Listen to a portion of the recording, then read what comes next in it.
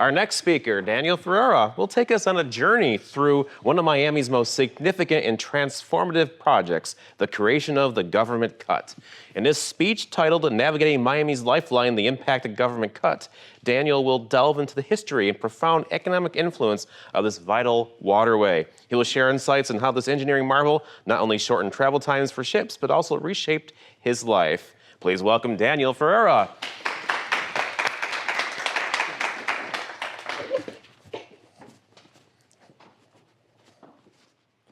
The year was 1902, and ships had to gingerly travel through treacherous waters to get to the port of Miami.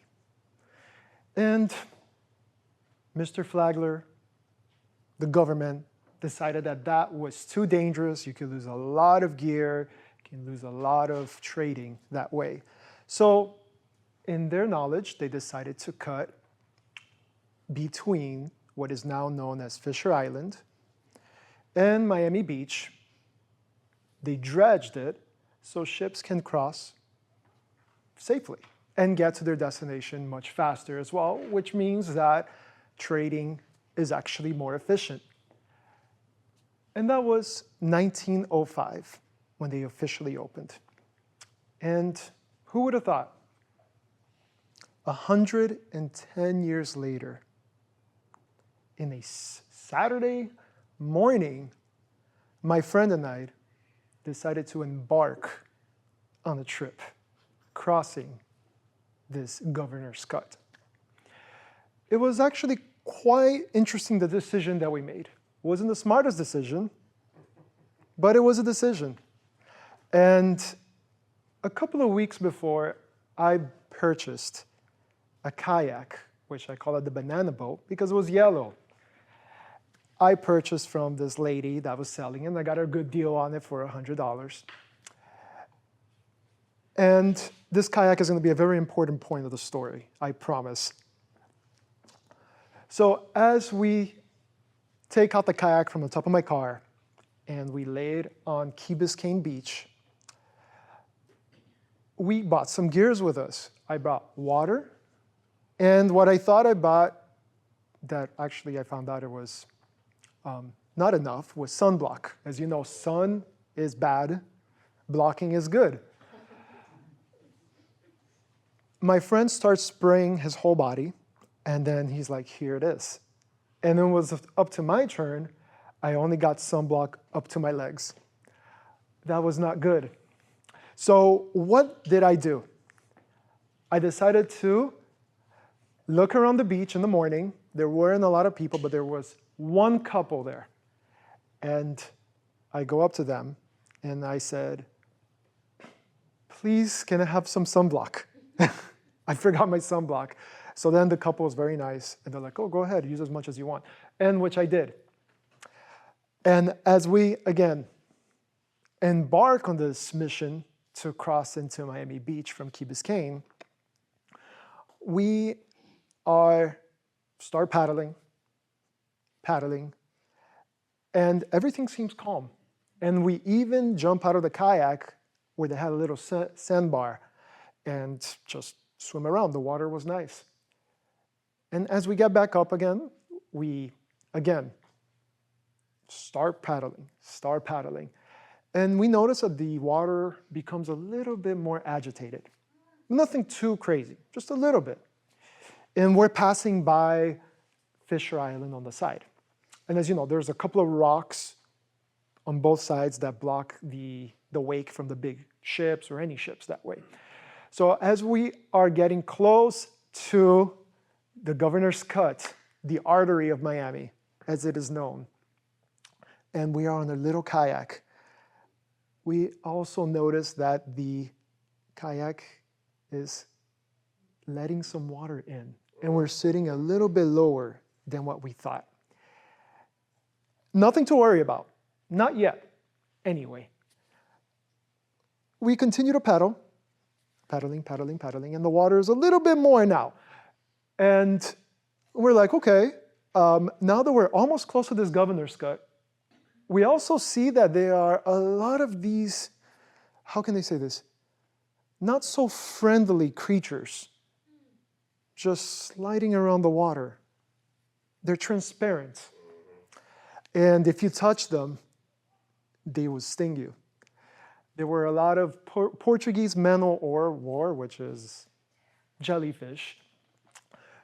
And as we're paddling, there's like some of them coming out of the water because there's so many of them. Not to freak out, the water is, almost close to the boat line. It's a sit-on-top kayak.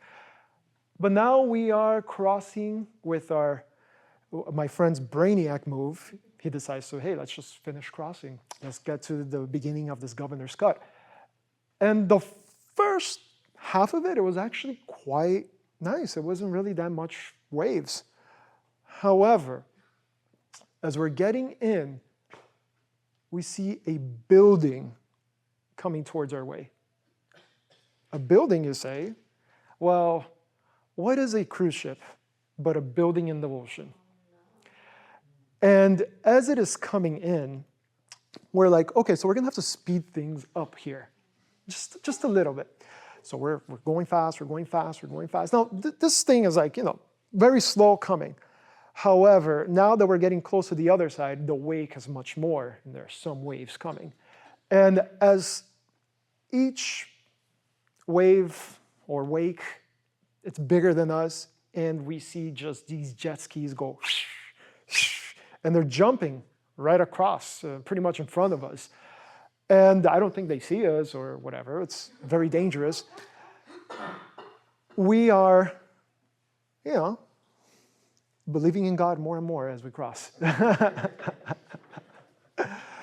And why did we do this? Well, we were thinking, what are we doing this for? This makes no sense. This is just one trip to Miami Beach, and it's going to be a lot of. The beach is not even useful at this point because there's so many jellyfish all over the place. But we didn't know this going into this trip, embarking into this adventure. And I can't help but think that when you're embarking in something different, something new, if you knew that all these troubles were going to happen, would you still do it? Would you not do it, right? So you don't know if anything is going to happen until you actually do it. Now, we make it across. We are getting towards Miami Beach, and we lay our kayak there. And as we are putting our feet on the sand, it's like a warm blanket saying that you are safe. Just one problem. We have to get back to Key Biscayne because that's where the car is. We're not going to get an Uber because this is 110 years after 1905. And Ubers, 110 years later, still wasn't a thing. So we get back in the kayak. We start going. And as we're about to cross the rocks to get into the Governor's Cut, another building passes by. And this time, this is not any sort of building like a cruise liner. This is a container ship. We wait for the container ship to pass, and as it passes, we start. Now, if you've ever been in the wake of a container ship, you know that the waves are way bigger. It felt like the waves were probably the size of this ceiling right now, so about 12 feet. And we're going in a sinking kayak across. Now, it kind of saves us a little bit because there aren't a lot of ships cruising at that time, just for the fact that there's a big cruise ship that just passed. But again, it is still dangerous. And as we are crossing over, the jet skis start again, and they're flying over 12 feet over us and going 100 miles an hour. And as we walk and we get back, as we paddle and we get back into the other side, into the safe zone, we make it to Fisher Island. And Fisher Island is amazing. We are so much more happier that we survived, and we will never do that again. But what did this teach me? It taught me that when you're embarking into something different, be prepared, like I was with the life-saving device. Don't forget to ask for help when you don't have sunblock. And thirdly, just go out there and do it, but don't do that. Thank you.